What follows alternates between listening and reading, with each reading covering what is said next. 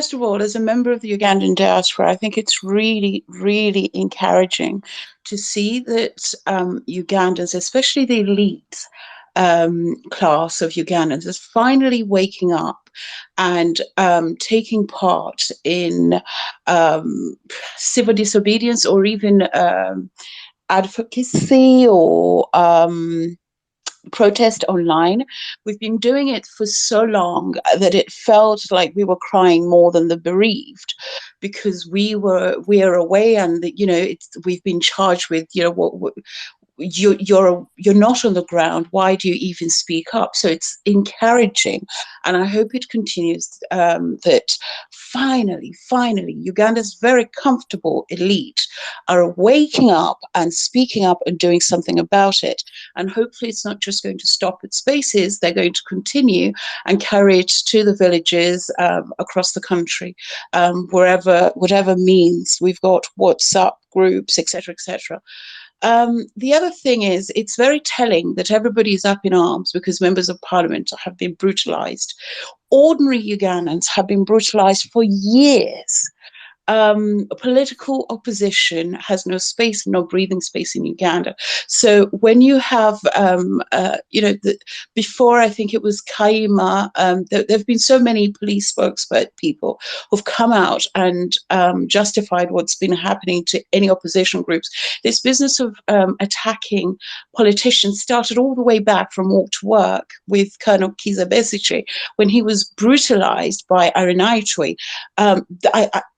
I'm yet to see anybody putting him in prison or holding him accountable for what he did.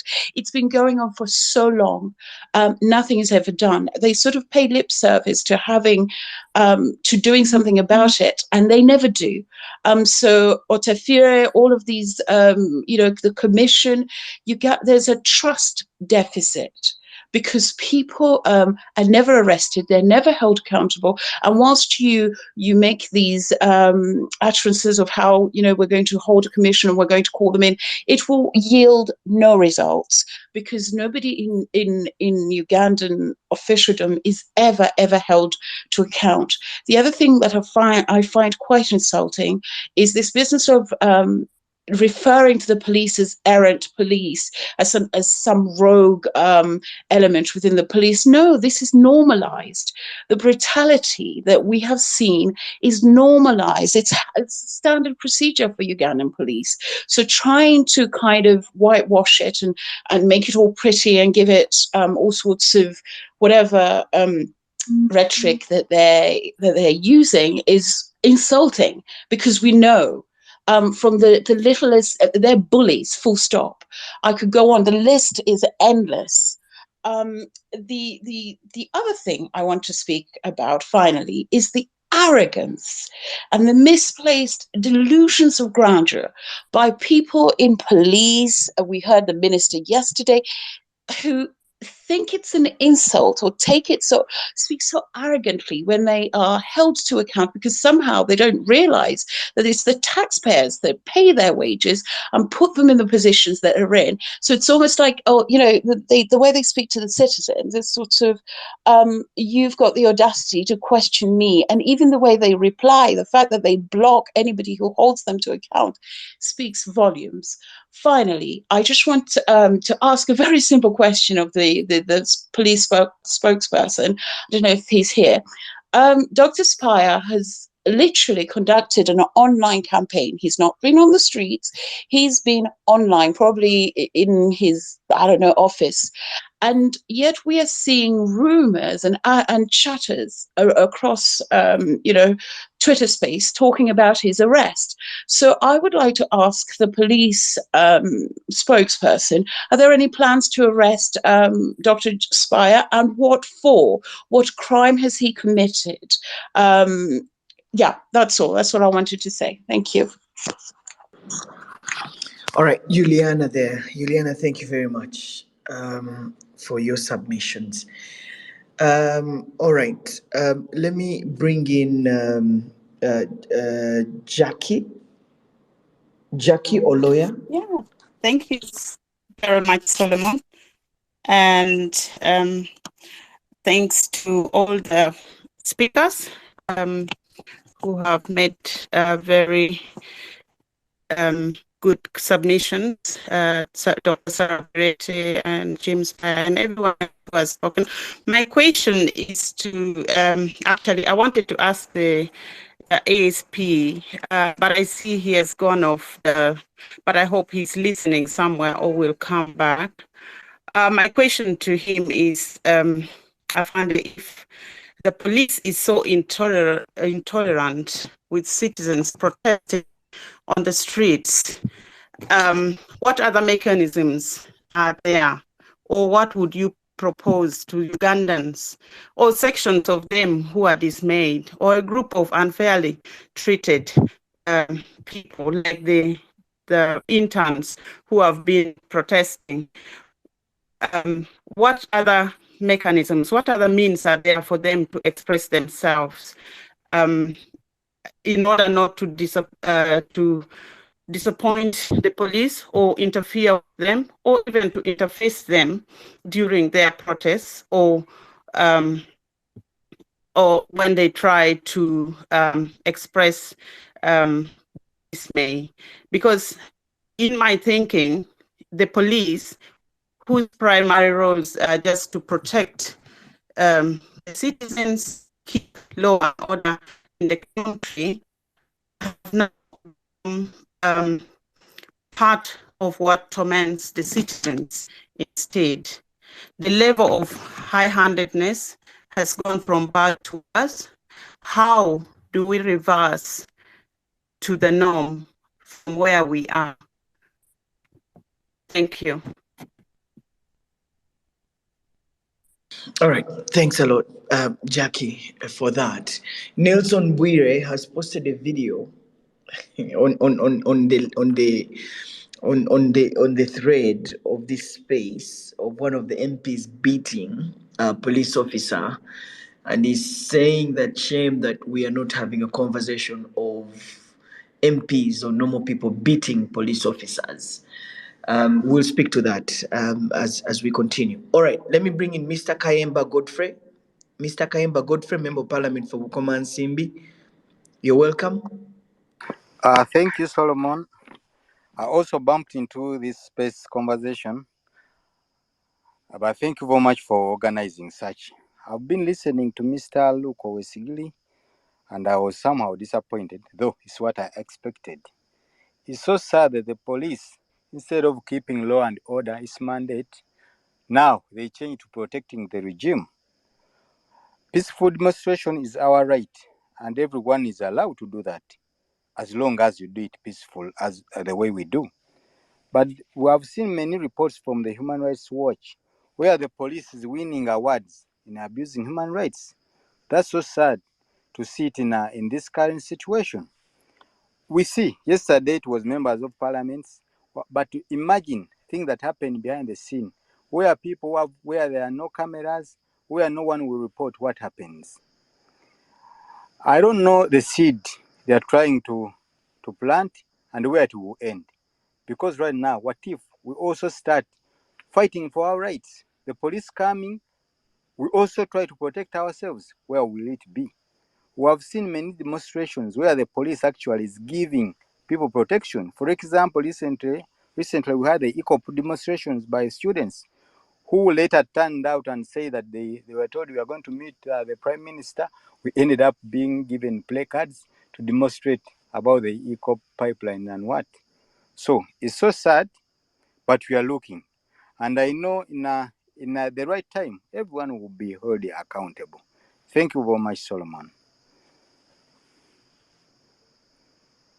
All right, Honorable Kayemba Godfrey, Member of Parliament for Bukoma and Simbi South and Shadow Minister for Sport. They are speaking to us. Thank you, Honorable, for being part of the space and sharing your views. I'll give an opportunity to about 5 more people, and then we can go ahead. James, you're welcome. James Mugadi. Yes, Solomon, thank you so much for tea. Solomon, if I can't hold my emotions, you'll forgive me. But I wanted to speak to but she's not online. But then there's somebody who you say has posted the video. Solomon, the doctors have taken long to take to the streets. Solomon, the state kills. I remember I think last year I told you how I protected someone from the state from killing him. And later he became a prime minister of Uganda. Solomon, medicine is poison. Medicine is poison. And I am appealing to Ugandans not to allow medicine to be poisoned. We give medicine in small doses so that you don't die. Somebody has just said, members of parliament are beginning to fight back. Don't allow medics to fight using medicine because you don't see the war. You don't see it. I have been treating so many policemen in my career. They are desperate people. They are paupers. When I listen to your Sejira, and I even posted a picture of a doctor dragged by his trouser. I feel the pain and I feel the tears. And I'm crying for Ugandans because if you poison medicine, Solomon, one time I responded to your article, your video of drugs being stolen by health workers. And I told you we simply drugs to go and treat somebody in need, the person who needs it more than the person who doesn't need it. So Solomon, that development is very bad. It is a sad affair for Uganda, but the medics, like I said one time, long time ago, you owe Uganda a liberation. Medicine has no borders. The anti-homosexual law is against medicine. The medics are quiet. Maybe we need to be flogged so that we can wake up the system. Thank you. James, thank you. James, they're speaking that it's very important that medicine is not used as a weapon of fighting. I hope we don't get to that state. Give an opportunity to three more, four, five people, and then we can go. There is a gentleman here called Muhozi. You're welcome.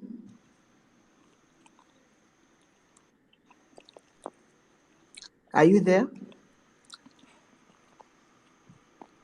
Mr. Muhozi, are you there? Okay. All right. All right. Let me give an opportunity to Anna Ashaba. Anna Ashaba, you're welcome. Thank you so much, Solomon. Good evening.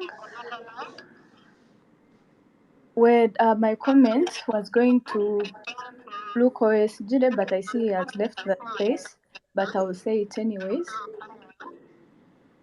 From last year, when you did this documentary about how journalists were beaten during elections, I attended the launch of that documentary, and I remember Felix Konaije seemingly defending what the military and police did. And I wanted to inform Luko Esjile that in 2019, when we started the Fees Must Fall protest, the girls at Makere that started it, we wrote to police in line with POMA then, and we went to police to deliver a letter informing them that we are going to march and take a letter to the president. And the police officers at Makere said that they would meet us in the field, they would intercept us in the field. And guess what? We were intercepted by military the next day. There was military occupation in the university for close to 4 days. One of us was kidnapped. Even when I filed a case of kidnap, I remember Enhanga coming and saying he had not seen any case reported. It's so heartbreaking. It's so traumatizing to actually be in the same space with these people as they continuously defend the brutality. They try to sweep it under the law. They try to act like they're not seeing. Like, how do you arrest a person? How do you beat up a person as if you're beating a cow? Even cows cannot be beaten like that. So it's such a shame, and it's really heartbreaking. I mean, from that time when you launched that documentary, I wanted to write about that event. but I didn't have the words to use. This man Kakurungu, when he came to NTV on the spot, talk about Kakwenza. Remember when he said that Kakwenza had an accident, that Maseruka had a skin infection. People have visible marks and someone still has the guts to actually call that an accident or whatever. It's just so annoying and it's heartbreaking. And these are the same people that expect to be informed when people are going to protest. I don't have much to add.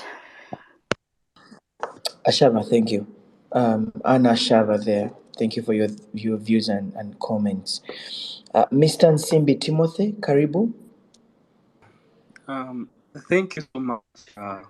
Hello? Hello? Solomon, thank you so much. We can hear you. We can hear you loud and clear. Please go ahead, Mr. Nsimbi. Okay, I'll keep it brief. I just want to, first of all, thank you for the opportunity and also for organizing this space.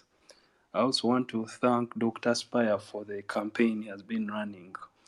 Mine will be simple. Two issues. One, the problems of this country seem to be deeper than some of us can imagine. Some individuals can imagine. I've been hearing local the police spokesperson. There is no remorse, you can't tell.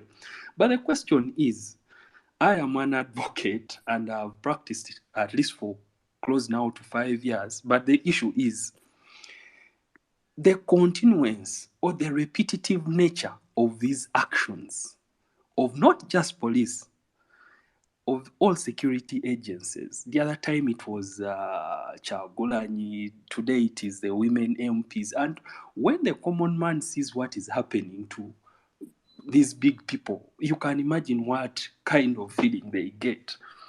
So the question is, the continued repetitive nature of these actions portray two things. One, that there is no remorse. Two, they are not about to stop. Three, that they are deliberate. They seem to be have been gotten, been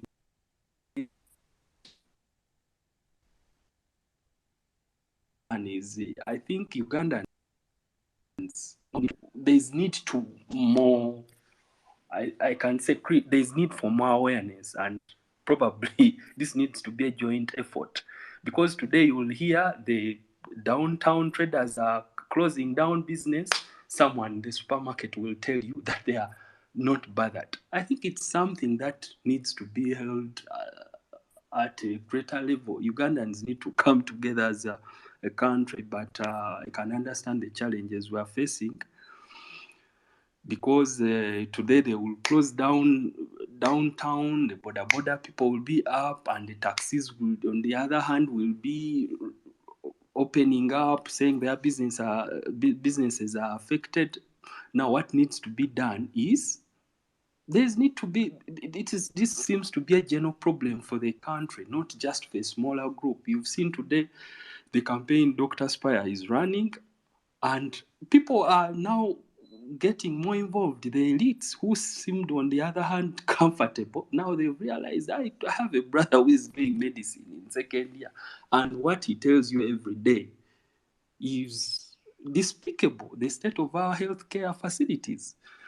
So for me, as I step down, the message is, as a country, Ugandans, we need to speak up. We need to take action. This just can't be left to just a smaller group of people. We need to take action as a country. Otherwise, there's no likelihood that things would get any better. Thank you, Solomon.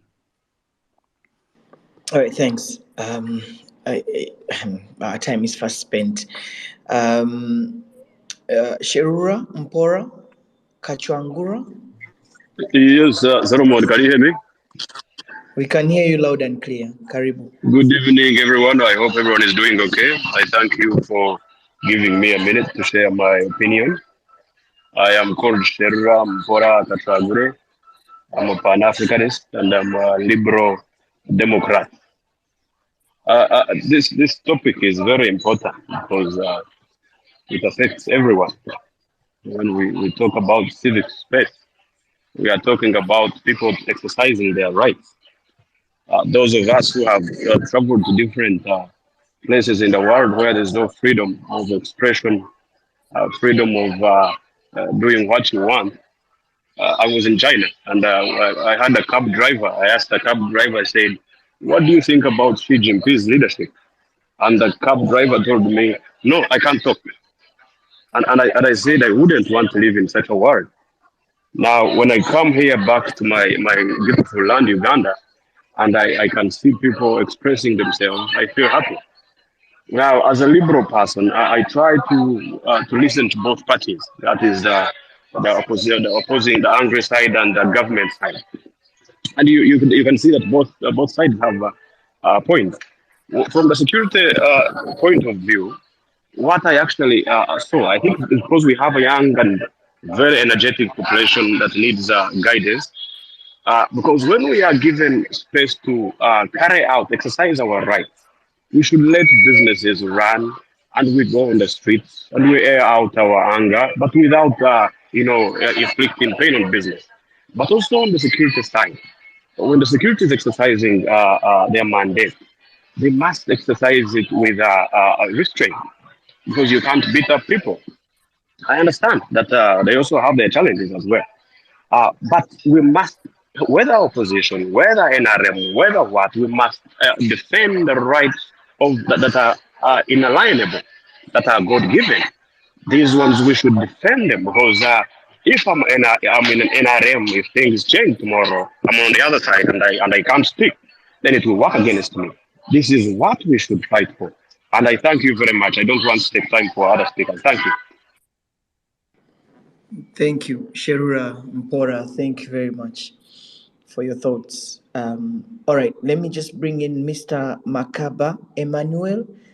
Mr. Makabai Emmanuel, Karibu. Mr. Makabai Emmanuel, are you there?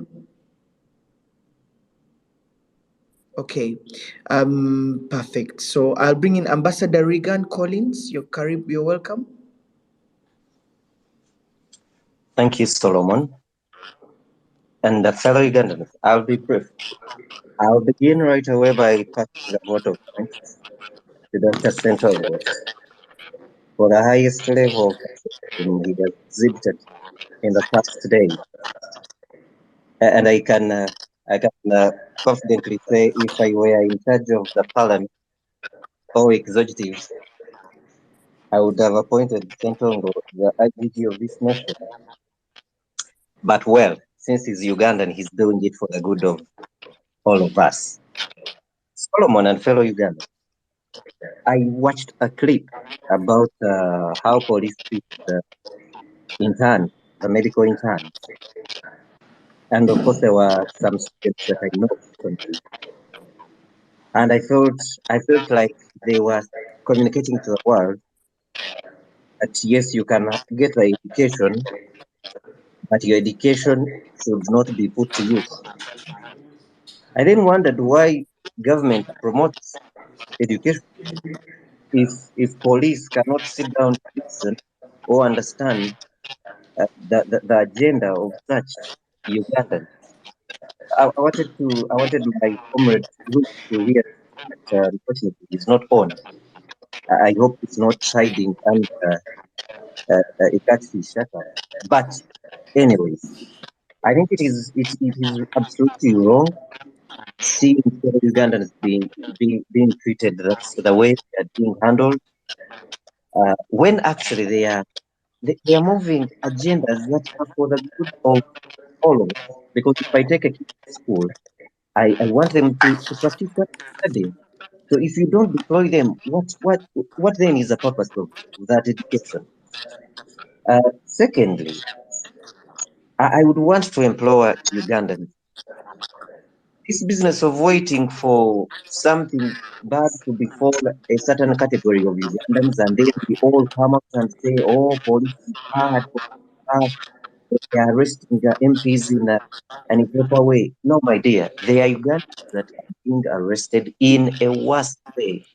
Why would you wait to speak when just they arrest the member of parliament, he or she is also Ugandan, and the other common Ugandan being arrested in a worse way deserves a better way as well. So let's not always wait for the arrests of MPs so that we can come out and say, you see, police is doing bad. No, we are all Ugandans, whether it is on a member of parliament, a common man. Let's keep consistent and talk against these kinds of arrests. Lastly, I have seen my brother sent off. I want, like I earlier commended you for the work well done so far. I want to ask of Solomon and colleagues in the journalism field. I know you have been mistreated. The other day I was feeling pity for Comrade Isano.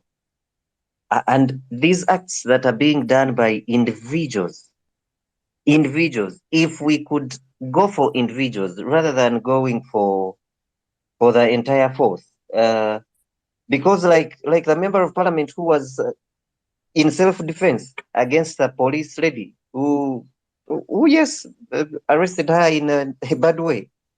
But also the other side I would want us to look at is that as an individual, there is what you can do and should only be held, you should only be held liable rather than an entire force.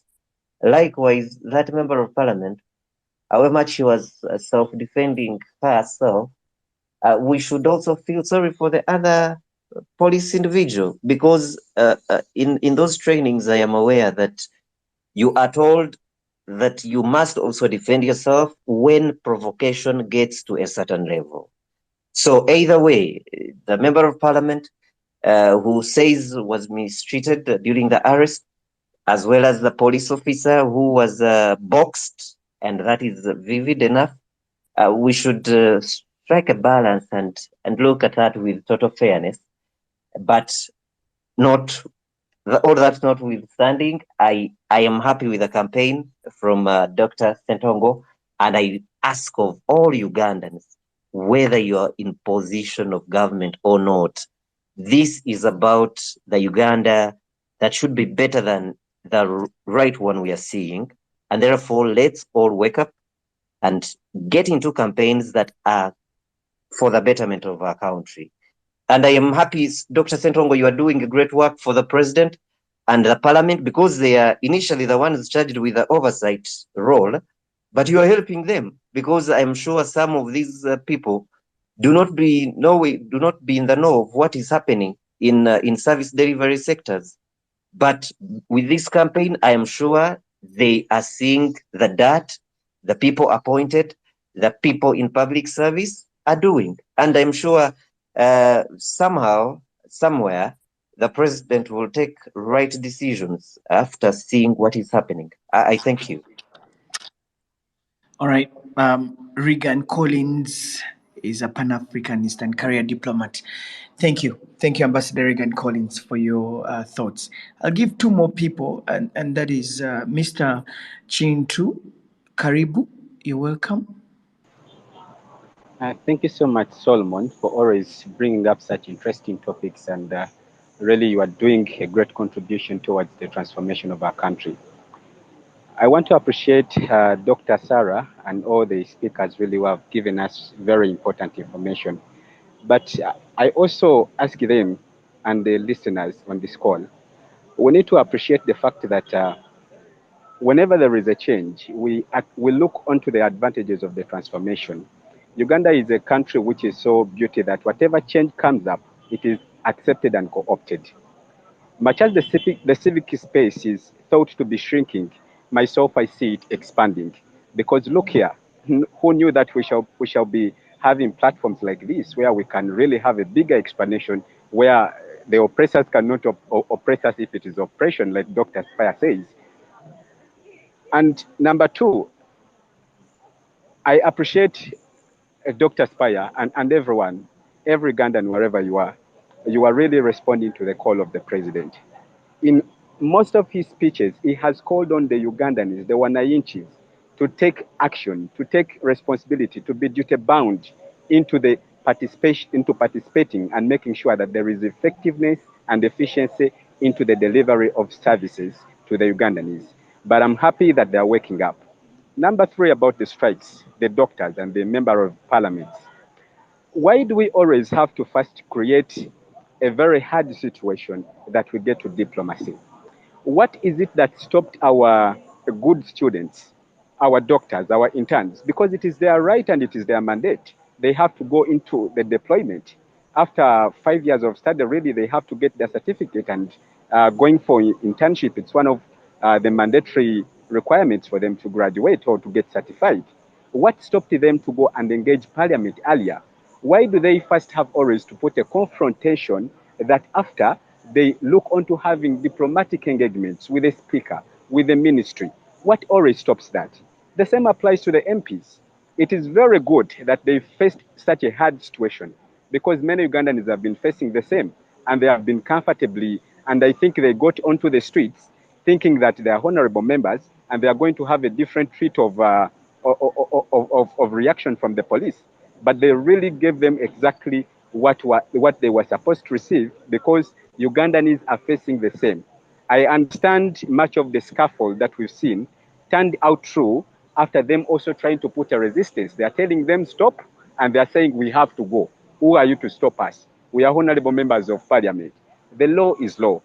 I appreciate the fact of the constitutional guidance and the rulings Dr. Sarah Bidet has brought on board. And it leaves us to a question: when do we get to a reconciliation? When do we bring all these constitutional court rulings? And how do we come out to a final position where we should put harmony and agree as a nation that this is how everything must be done for the good of Ugandans?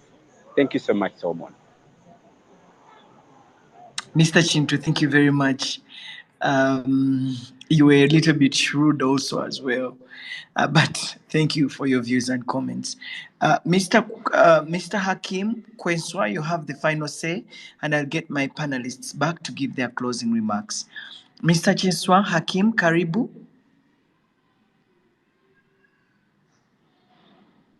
Mr. Chinswa Hakim, are you there? Thank you so much. Thank you so much, Mr. Solomon, for this space.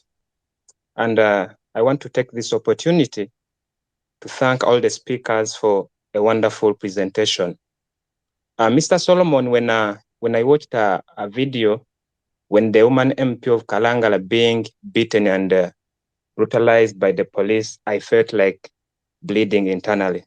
Until yesterday, when I watched the lawmakers, the member of parliament, doing the same thing that the police did. Then the whole story of brutality and torturing, human rights, everything went disorganized.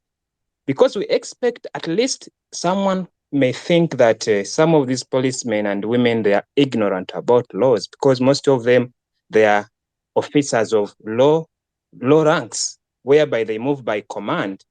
But we expect a member of parliament to be in position of understanding what does the law say.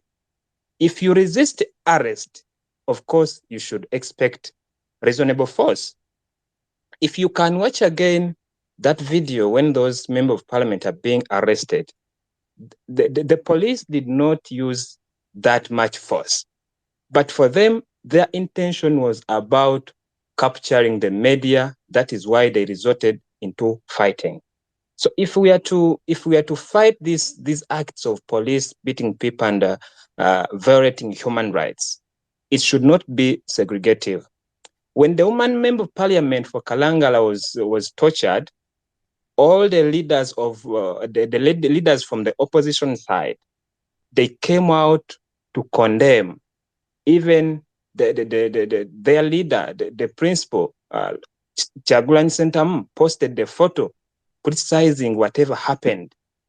We expected him to do the same when the lawmakers took the advantage of their positions to touch, actually brutalize the poor police women, because for them, they have that privilege of being member of parliament.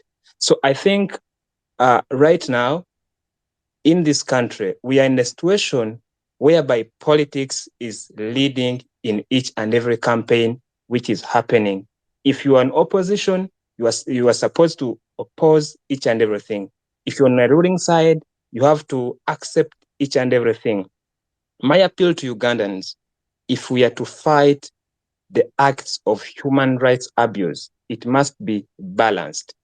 If someone from NRM government is being tortured, or if a lawmaker tortures or brutalizes a policeman or woman trying to arrest those whatever the MPs, we should come out to condemn them. We are all human beings. We all have rights to life. So I expect the lawmakers, especially from the side of opposition, to come out the same way they came out to criticize the police.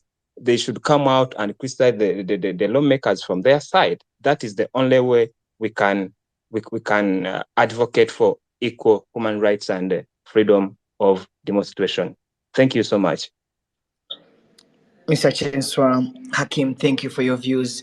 I have so many people, over 20 people who are putting in a request. Unfortunately, we have run out of time. I promised that this space would end at exactly 8 p.m. So let me just bring back my speakers to give their closing remarks, and then you'll allow me end the space. Dr. Sarah Bireta, you have heard it from the different speakers. The people have spoken. You've had their views and comments. Dr. Sarah, where do we go from here? Yeah, thank you, Solomon, and the viewers and the listeners on the space. I have three comments to make. One is that there was a comment on that the space is expanding, I think by Chintu. The space is not closing, it's expanding, because we can talk on the Twitter space, for example, and the other social media activism.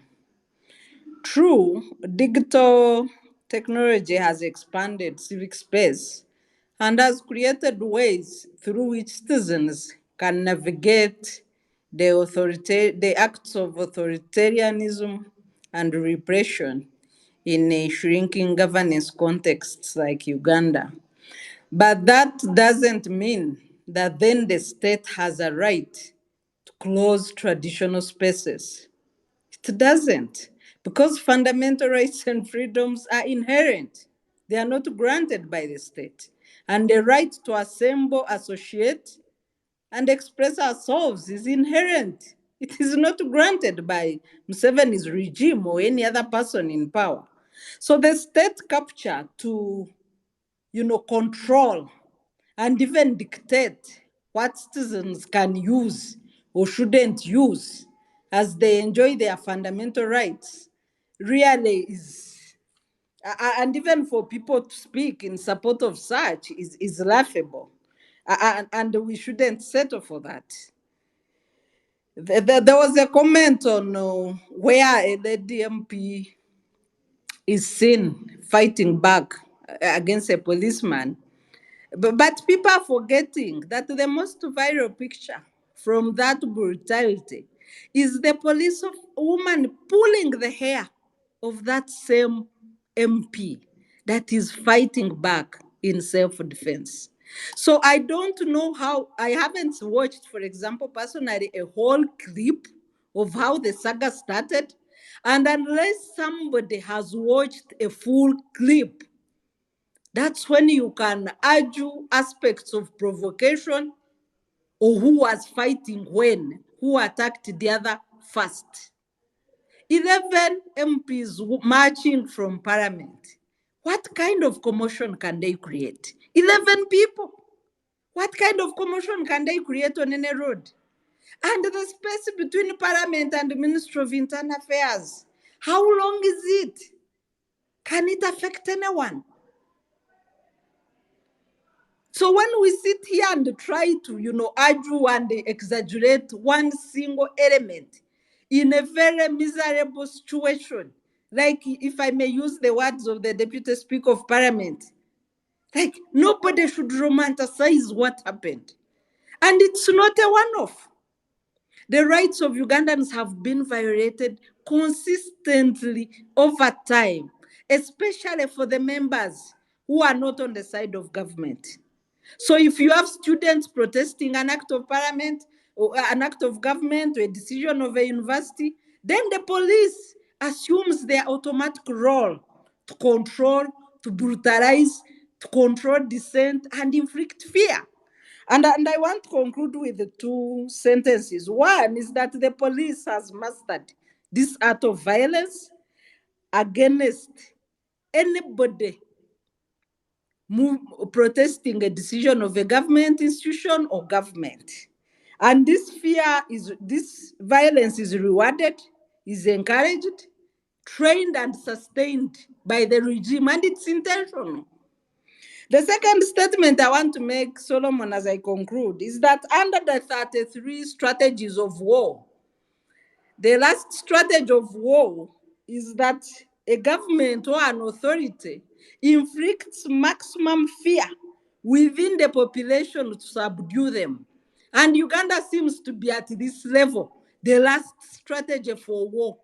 Inflict maximum fear within the members of the population that don't support you, to subdue them. And that's what exactly the police is doing. Two recommendations. I've seen several members of parliament on the call, Honorable Kayemba, Honorable Semjunganda, and Honorable Sashi. My call is twofold. One is that if the IGP cannot preside over the police in accordance with the rules of the land, let him resign. And the second call is that since this is a deliberate act, can you block taxpayers' money from facilitating terrorism against them by blocking the budget of police so that the people who are beneficiaries of this violence can use their money to finance police? I thank you. Wow. Dr. Sarabireti, thank you for your conclusion. The IGP needs to resign and we should block Parliament from allocating money to the police. Thank you for your views and thoughts. Dr. Spire, I have sent you another invitation as a speaker to come and give your closing remarks. Kindly please accept it and then you can come and give your remarks. Crispin, thank you very much for that. But meanwhile, I always use the last 1 minute. Oh, Spire is here. All right, Dr. Spire, where do we go from here? Your conclusion? All right, I'll be very brief. Much of what I would have said has come out in the comments and from what Dr. Sarah Vireta has shared. Yeah, very briefly, I would say that as Frederick Douglass says, you cannot tie a chain around a man's ankle without finding the other side of the chain tied around your neck. The more that government pushes against citizens, the more that they push against the liberties of people, the more that they are going to find it hard to govern Uganda. So I think it's in the favor of both or government and the led or the people that we continue to create more space for people to vent out, for people to express themselves. There are a number of people who have said, quite a few, not so many, who have given the example of the MP who was fighting back, saying that we are not talking about that, we are only focusing on police brutality. And I think it has been demonstrated by Dr. Sarah Virete that this MP was just trying to defend herself. I think it should be emphasized that no one is obliged to allow to be oppressed. No one is obliged to allow to be harassed, to allow to be tortured by another. It is just natural that if you torture someone, they would have to respond. I don't think even if it's a police officer, a military officer, that if one finds themselves being violated by them, meting out violence against them, that they have a right, rather an obligation, to simply be there to be tortured. In fact, we should even say that in religious terms, it is sinful to allow oneself to be oppressed. So I really commend that MP for fighting back. Maybe if it was some of us, the fight would have been harder than that. Thank you. Thank you, Dr. Spire. Crispin, do you have a final say at this? Thank you very much, Sir Solomon. Really, I don't have any final thoughts that are so different from what the rest of the panelists have said. But I can say that I think what we're generally dealing with is impunity. And we all should agree that impunity is on a high rise. In the closed spaces, in the open spaces, in the formal spaces, in the informal spaces, in the state, in the non-state spaces, we are seeing impunity. We're seeing impunity on the physical streets, on the social media streets, and that's exactly what we're dealing with. So for me, I think we must push back and fight back against any form of impunity. And this is with whichever tools and talents that we have. And so Spire is using satire, he's using comedy, he's using social media, and I applaud him for that, to expose this impunity, but also point out solutions. Solomon, you're using your Twitter spaces, so be it. Sarah, you're using your voice to point out impunity, propose solutions, so be it. And so what I'm trying to say is that each one of us has a way, has a channel, has a space that they can use to call out impunity. And the very last thing is, I think we need to make this personal. Let's not leave it to just the institutions, the offices, the boardrooms. This is individual, it is personal, and we all can do something to correct the wrongs that are happening. I thank you. Wow. Dr. Crispin, thank you for that. Thank you very much, Crispin Kaheru, who is of course, a member of the Uganda Human Rights Commission.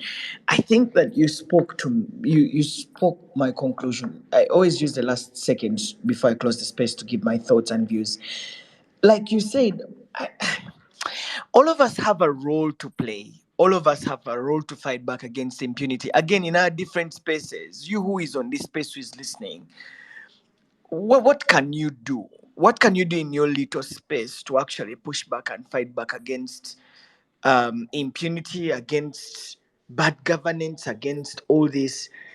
There's been so many times when I have spoken up and I have had relatives calling me and telling me, look, leave some of these people in government alone, they will kill you, you know. Even sometimes in our social circles, we are speaking, and then someone tells you, you speak slowly, speak slowly, speak slowly.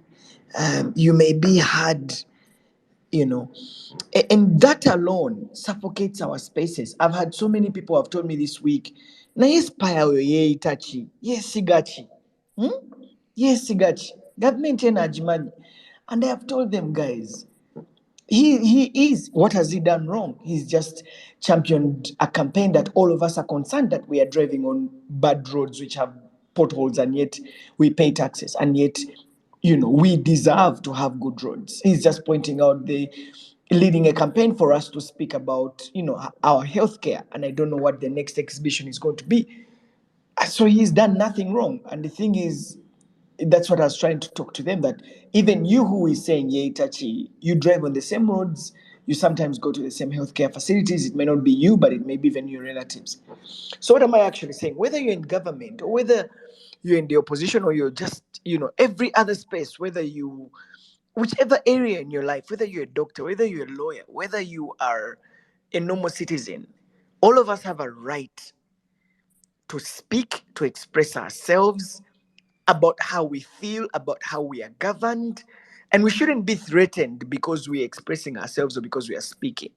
I think that the people in power need to understand that the moment you suffocate us from speaking, or the moment you actually get people away from, you know, that space where they can steam out or express themselves or demonstrate. You are bottling things up, and before you know it, it will explode so much that you cannot actually stop it. My view is that even amidst all this, we cannot just leave it to, the spires, the beretes, the serwanjas, or, all the people. All of us need to stand up and speak up against bad governance, against the things that hurt us, against torture, against, bad public health, challenges like service delivery. We deserve more. And I think I love where it's going, that the public now, the citizenry is taking up that mantle of fighting for the Uganda that they want, through peaceful means, through calling out people in power, and through holding them accountable. And I think that's where we should all be going. Even you who is listening, don't just keep quiet. You can do so much. You can, in your little space, can do so much to make this country a better place. I know that Ogon, who is also a very good friend of mine, but also our friend, has used his pencil and his brain work and his cartoons to actually speak truth to power. Sometimes I even get scared for him as well. But I just say keep going. He's using satire. He's using his pencil and the opportunity he has to actually draw these cartoons and communicate strongly, sends out a strong message for people in power, and we all understand it, and we reshare, and we all converse and talk about it. So in your different spaces, what are you doing to actually contribute to the Uganda that we want? And all of us together, when we stand up and push back, I know that we will make this country a better place. Thank you very much for being part of this space. From the time that we began, I'm really grateful that you turned up in all these big numbers. And I think I'm really grateful. I'm sorry I forgot to record the space, but I have recorded it in Adobe Audition. I am going to be sharing it in case you haven't you missed out on the earlier version, and I'll also share it on my Twitter account so you can listen again. But thank you very much for being part of the space. Thank you all. Thank you to my panelists, Dr. Spire, for making time, Dr. Sarah Birete, thank you, and Luko Esjire and Crispin Kahiro, thank you very much. My name is Solomon Serwanja.